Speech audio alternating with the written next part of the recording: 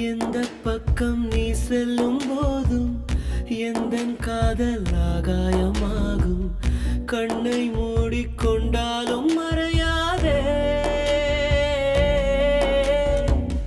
தூறல் வந்தால் கோலங்கள் அழியும், காலம் வந்தால் கல்வெட்டும் அழியும். என்றும் பெண்ணே என் காதல் அழியாதே.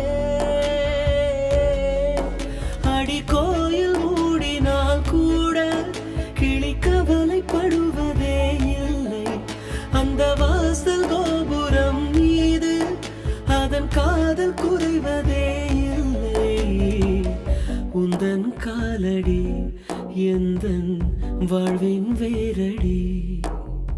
அன்புள்ள சந்தியா, உனை நான் காதலிக்கிறேன். நீ சொல்லும் ஒரு வார்த்தை